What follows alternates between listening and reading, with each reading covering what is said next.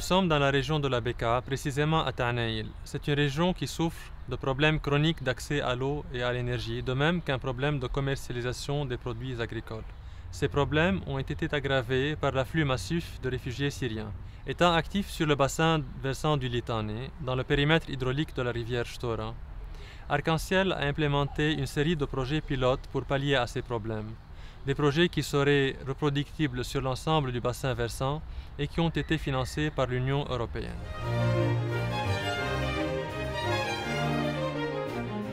Pour amener l'eau destinée à l'irrigation depuis la rivière Shtora, 1200 mètres de canaux ont été reconstruits, ainsi que 4 stations de dégrillage et de sédimentation pour débarrasser l'eau des déchets solides et des boues. Une fois dans la région, cette eau est stockée dans 2 nouveaux lacs, totalisant 50 000 m3 de stockage.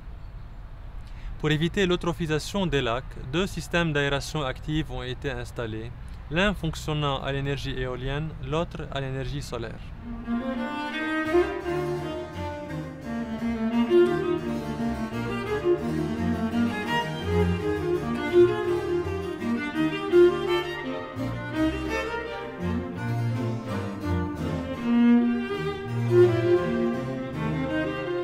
Suite au stockage, un réseau d'irrigation moderne a été installé, couvrant 1 million de mètres carrés, pour éviter les pertes dues à l'évaporation et à l'infiltration.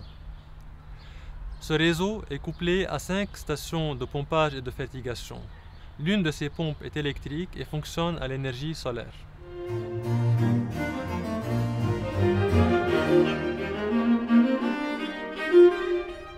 Pour éviter l'inondation chronique des terrains en période humide, une pelleteuse a été acquise, assurant le traitement régulier des canaux de drainage et évitant les pertes de récolte qui résultent de l'engorgement des terrains.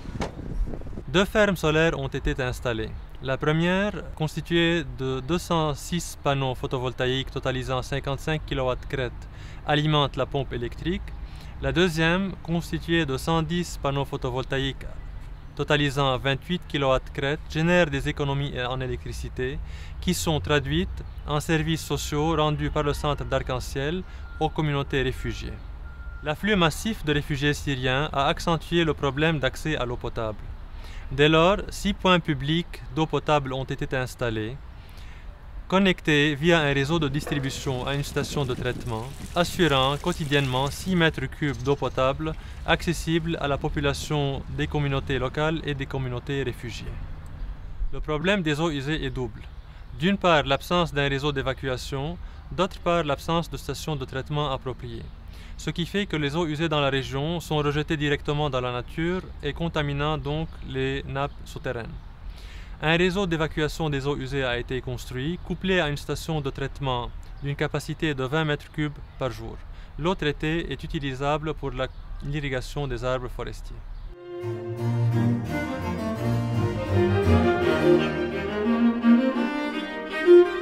Pour optimiser l'utilisation des déchets verts, des équipements ont été installés permettant la collecte des résidus d'élagage et leur transformation en briquettes de chauffage.